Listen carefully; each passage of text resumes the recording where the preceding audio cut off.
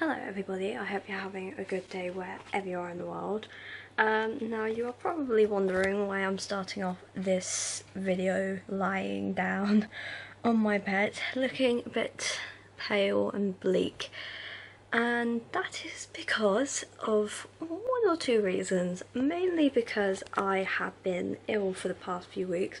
So if you are a regular viewer and you're thinking, why the heck is this woman not uploading anymore?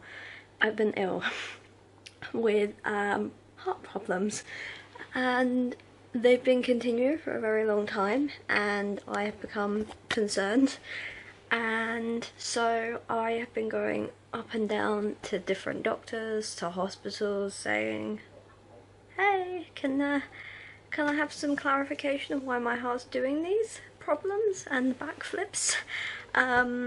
So I've been up to A&E twice in, must have been a month. I went up there the other day and I was up there for a total of 6 or 7 hours, which was just exhausting. It kind of resolved some issues, but at the same time it didn't. The staff were all very lovely in A&E. I got to see some of my old nurses, which was lovely, but becoming a regular is a bit boring. And today I'm actually getting a 24-hour cardiology tape machine. I don't really know what they're called. So basically what a 24-hour tape is they put electrode to your chest and your heart, or the area that your heart's in, and basically what happens is that it kind of registers the beats per minute and the pulse that you are taking. And so if you get an episode where you feel very faint or breathless or in general very unwell, you can press the record button and it will send a signal to the machine to then tape that part of the episode. It already registers it anyway, but it's just like a flag when it comes up on the computer, like this is the worst one that the person had. And I thought I would, you know, film the experience because I haven't done that, and I thought it'd be very interesting for the people who don't know what it is to kind of have an experience. It's all pain-free. Unfortunately, I can't have a shower for 24 hours, so luckily I had one today. But I'm going up at the hospital in about, how long is it now? About 4 hours, so it's not too bad. The only problem is they do get a little bit uncomfortable because they're like massive pads, so that they can register everything they can, but I'm going to try my best to register as much as the problems as I possibly can, mainly because it's just affecting me so badly, and 1 or 2 stress spots have come up in its time. My skin is all dry, and I had a fun story the other night. When I was at A&E, I got cannulated 3 times. So I had like a massive bandage around my hand, and I would only bleed when they took the needle out. So I had a cannula in place in my hand for about 5 hours. I also had a chest x-ray and a few other things. So I've been feeling very run down, and I don't know why.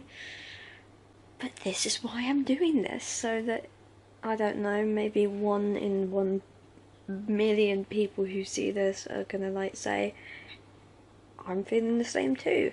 But I've been trying to chill, so I'm wearing my loungewear. It's a good tip actually, if you ever go to A&E or you think you're going to A&E, not as like a, God shit, this person fainted, we need an ambulance kind of scenario. That's a whole other different scenario.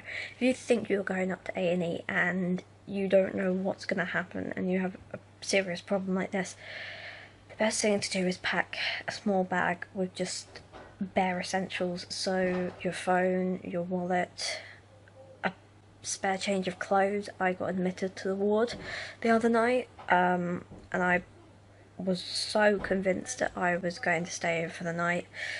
They were convinced, and then at midnight they let me home. So I would always say from now on that I'm packing at least a small size bag, just with like soap, toothbrush, just the stuff that you need, otherwise you're going to be very stuck. Like I was sitting in a bed unit with not very comfortable clothes on, And if you are going to A&E, I would change out of like your everyday clothes into something like I'm wearing, so that it's not too uncomfortable, that you can stay uncomfortable. And if they need to do an ECG or some pulse measurements or do a blood test, at least you don't have to like roll up your white sleeved shirt or something. It's just easier that way. And yeah, so that's all that's been going on. You've not really missed a lot, but you've missed quite a bit anyway, so that was a lie. But I will get ready to go to sleep, and then I will finish this off for you. And as you can probably hear, my family are painting the outside of the house, so I can't help.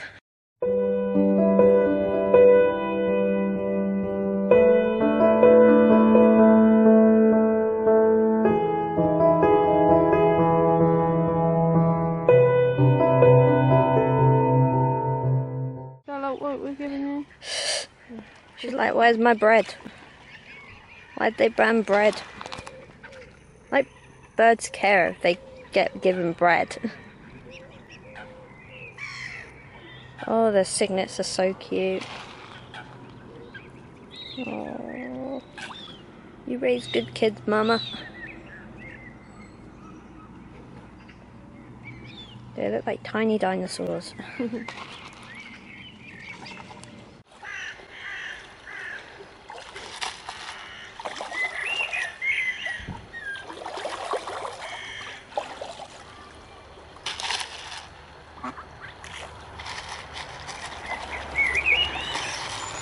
No, you didn't bother looking for that lot. Synchronised swimmers. Yeah. So it has been a couple of hours since my appointment. Do excuse the hair and whatever face this is right now. I really don't know. But I had my cardiac monitor put on, and for any of you who have had it before, you will know it's not fashionable in any way whatsoever. It is uncomfortable is the only way to describe it. It is not a good fashion choice. Like, I wouldn't put it with a necklace or like a jacket. I would literally rip it off my chest. So if you have no idea what a cardiac monitor is, basically it monitors your heartbeat and makes sure that you are staying in tip-top health and shape. Now, most people with a cardiac problem will be monitored yearly or every 2 years, depending on the condition. I'm monitored every year, basically because of the neuroblastoma and another event that happened in my family. So we're all checked for that, making sure that our hearts stay nice and healthy and don't inherit some genetic problem. So I'm going to show you what a cardiac monitor is, and just to be warned, it's not gruesome, it's not horrible in any way. This is a little thing, looks like a little pager, if you've ever seen a pager. If you haven't, look one up. It's very small, it's quite easy for travel. Don't ask what these are. I assume these are like time codes, so that when they give it to you, it will have the time on it. Now, I'm going old school now. I remember having one of these, but very different. I remember having a pager-like one, so they were very thin back in the day, and they would monitor your heartbeat. And every time you would have an episode, you would press a record button, and it would record that part of your episode. Really, they've obviously since changed them. So now we are with something called the Lifecard CF. I have no idea if this is the brand or the model. Basically the time code is so that I can write down in a diary of what is happening. So if I'm out and about anywhere and I happen to have an episode, I can look down at my little nifty timer if I don't have a phone or a watch, and I can note it down, note what I'm doing, and then I can easily put that away knowing that I know what time it is. It's a very handy little thing rather than having a constant watch or device on you. It's so handy and so clever.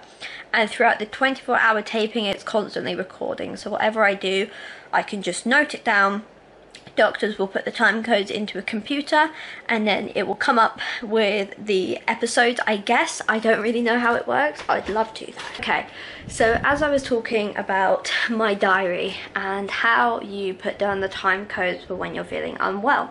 So anyone who gets a cardiac monitor will be asked to keep a strict and scheduled diary to make sure that the doctors know when exactly you're having an episode. You don't need to tell them how long the episode is lasting. All you need to do is put in the time that it first starts and then basically say what you were doing and what the symptoms were. I can show you mine now, just make sure there's no personal details on there that's not already been said. Cool, there's not. Awesome. Okay, I'm going to show you this now. So this is my diary. So this has started from 3:37 this afternoon all the way up until 7:27. So this is all the activities I've been doing. So standing up still, sitting down, and these are all my symptoms. So dizziness, feeling faint, tight-chestedness, and so on. So quite a list of symptoms, I know. I get this every day. So you're probably wondering, how do the electrodes work? You know, how many are there? There must be bloody loads. If you've ever had an ECG before, which stands for electric, I can't remember the name of the ECG, but I'll put it here somewhere. If you've ever had an ECG before, you will know that there are loads of little stickers that go in very weird and wonderful places, like on your ankles and your wrist and your chest, and that measures your heartbeat. Now, with a monitor, it's completely different. So I can't show you, they're on my chest at the minute, and they're a bit uncomfortable, so I'm going to describe them to you. So there are pads about this big, maybe a bit smaller, like this big. If my hand was big enough to show you, I don't really know how size compares. So there are pads that are quite thin, but also quite large and round. One goes in the middle of your chest where your heart is, and the other two go underneath your rib cage. Now this is to monitor pretty much everything. Oh look, the sun's coming out. Just at the right time really. Got a glare in my glasses now. So this is all to measure your heartbeat and your heart rate going up and down and fluctuating at a lovely speed rate. I don't really know what else to show you, to be honest, because some of it is quite boring, some of it is quite long, and I've lived like this for 5 weeks now, and to be honest, I'm boring myself, so I don't know if there's much to show you. I can, and I will actually, show you my blood pressure chart, because, you know, that's always fun. Oh, I'm having an episode now. Oh, that was ironic, wasn't it? What's the time? 7:55. Jesus Christ. See, this is what I mean. Oh, damn it. Okay, well, I'm gonna have to sit down and take these with me. That hurts so much. Oh. Oh my god, that was not helpful at all. I felt breathless whilst talking, but that was just horrendous. Oh, that was probably the worst one I've had today. Right, I'm going to put you down a minute and then I'll be back. I don't know what happened there, but it was lovely that I caught that on camera, because if the doctors want evidence of how badly this is affecting my life, they can just watch this video. So I do apologise for that little erratic heart failure that minute. You're lucky it isn't a cardiac arrest, because this would have been probably my last video. So whenever I stand up, my heart rate goes up about 30 to 40 to 50 beats per minute.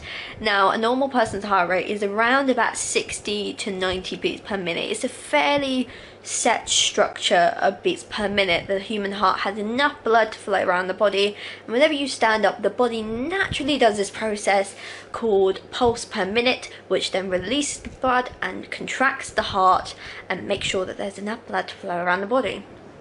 However, due to unforeseen circumstances, my heart is no longer doing that.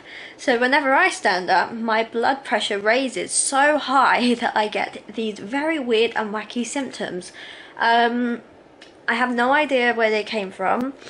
I mainly put it down to medicine I was on. I've been struggling with medication for a while now, and I put my irregular heartbeat down to meds I was taking because I hadn't taken it in a very long time. And so I just put it down to that, stopped taking it.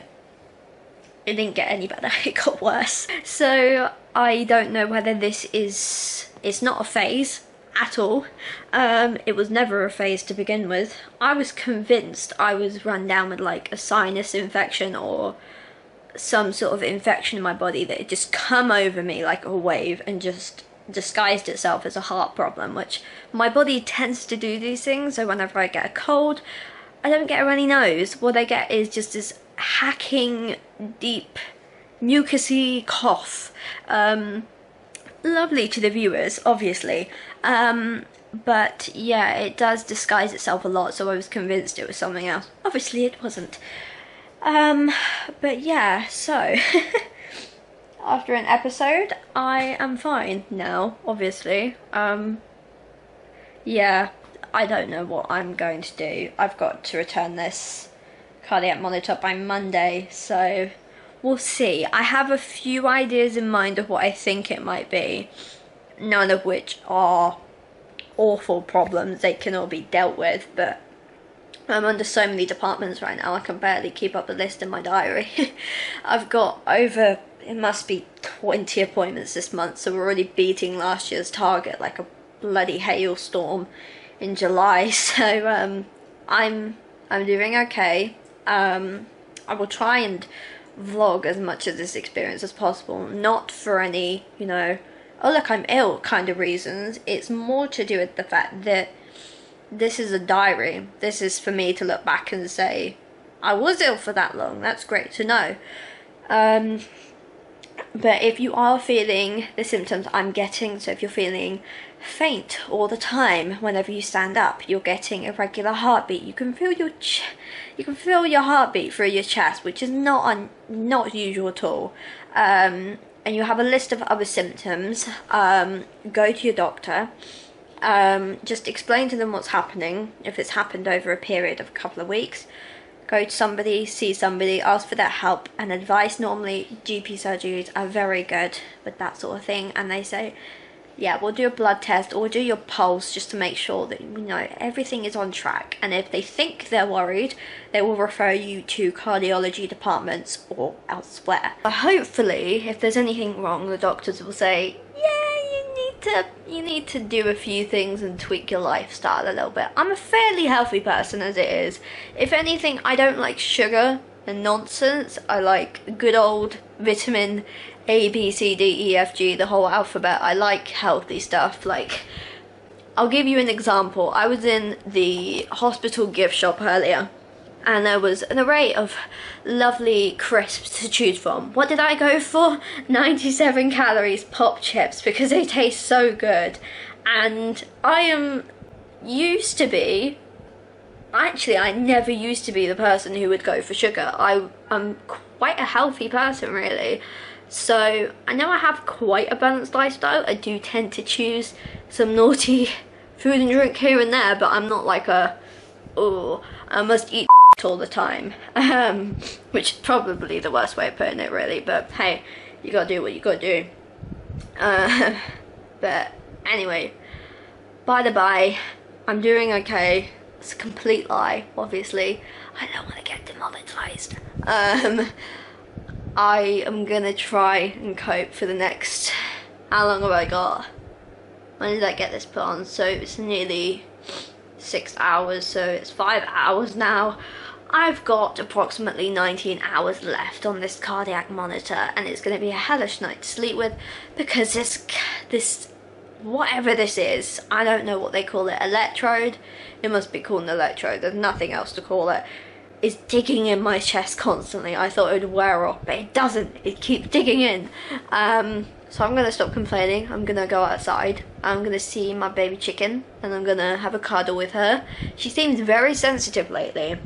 When I'm around her, I think she knows that I'm ill, so it's nice of her to keep an open mind for me. But I'm going to let you go. This clip is already 7 minutes long, 8 minutes long now. and I'm gonna rant on and on if I don't stop. But thank you for seeing my episode that I had. At least I know that I have some contributors who will say, oh, that was a bit bad.